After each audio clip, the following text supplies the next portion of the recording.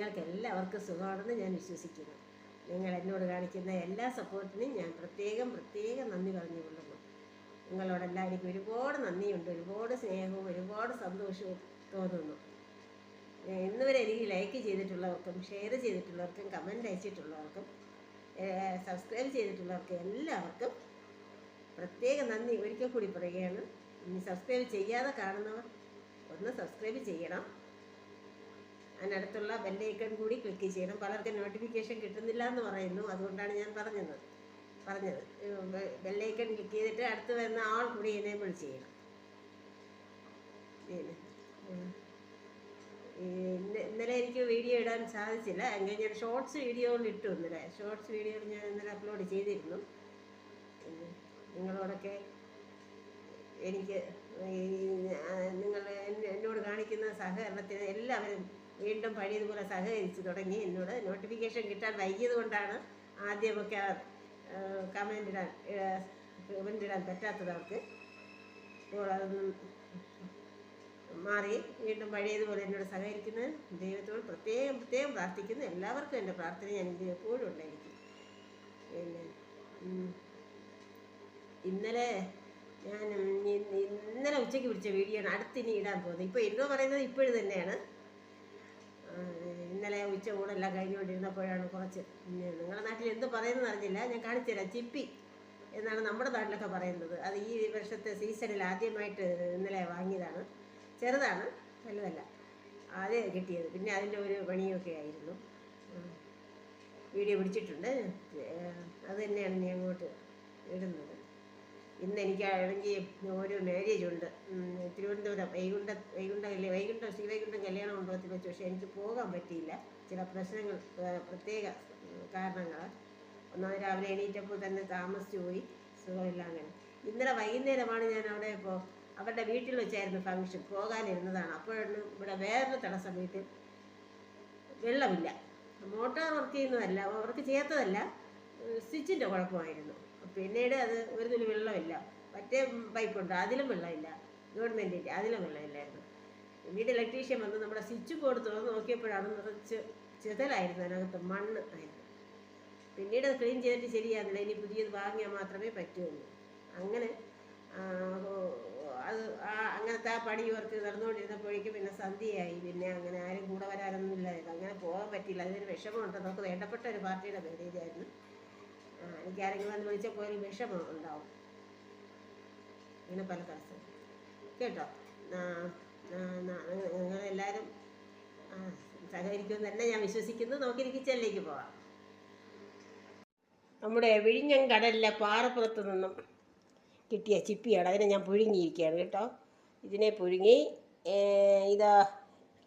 ഇതാണ് ഇതിൻ്റെ ഫുൾ രൂപം. അതിന് ഇങ്ങനെ തുറന്ന് ഇതിനകത്തിരിക്കുന്ന ഈ കാണുന്നുണ്ടല്ലോ മാംസള ഭാഗം, ഇതാണ് കേട്ടോ. ഇതിനെ പറിച്ചെടുത്ത് നല്ലപോലെ ഫ്രൈ ചെയ്യും. മുളക് പൊടി, കുരുമുളക് പൊടി, മല്ലിപ്പൊടി, മഞ്ഞൾപ്പൊടി, വേണമെങ്കിൽ മസാല, ഇഞ്ചി, വെളുത്തുള്ളി എല്ലാം ചേർത്ത് കുഴച്ച് ഫ്രൈ ചെയ്യാൻ പോവുകയാണ്. അടുത്ത പണി കപ്പ. 2 കപ്പ കിട്ടിയിട്ട് ഇതുപോലെ നല്ല കപ്പ, പാൽക്കപ്പയാണ്, വയലിൽ നിന്നും വയൽക്കപ്പ.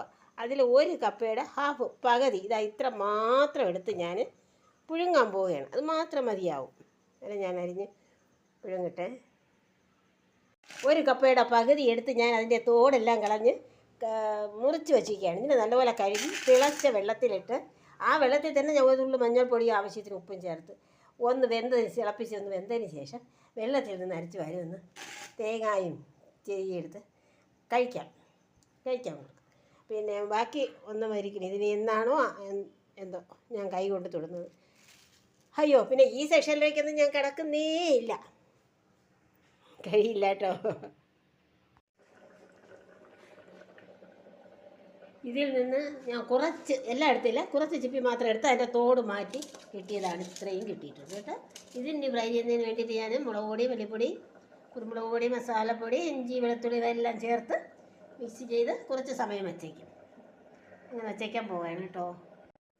അതിനിടയ്ക്ക് കപ്പ വെന്ത് കഴിഞ്ഞു കേട്ടോ.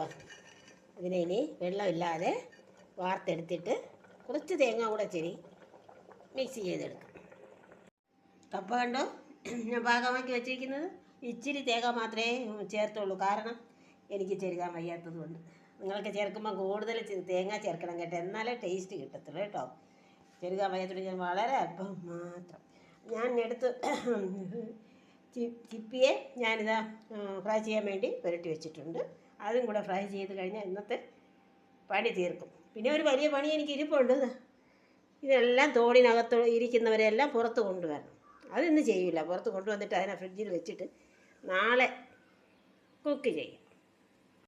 അങ്ങനെ ചിപ്പി ഫ്രൈ ശരിയായി, നല്ല ക്രിസ്പി ആയിട്ടെടുത്ത്.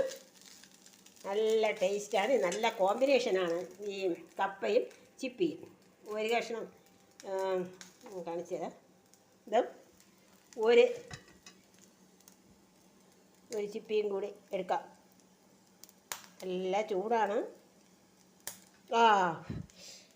ഇതാ എന്തൊരു ടേസ്റ്റാണെന്നറിയാമോ?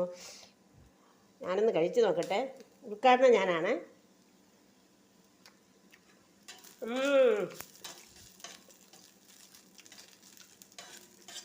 നല്ല ടേസ്റ്റാണ്.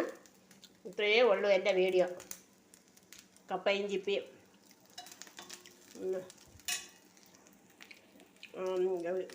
ഇത്രയും സമയം എൻ്റെ വീഡിയോ കണ്ടതിൽ വളരെ സന്തോഷമുണ്ട്. അടുത്തൊരു വീഡിയോയിലൂടെ നമുക്ക് വീണ്ടും കാണാം. നന്ദി, നമസ്കാരം.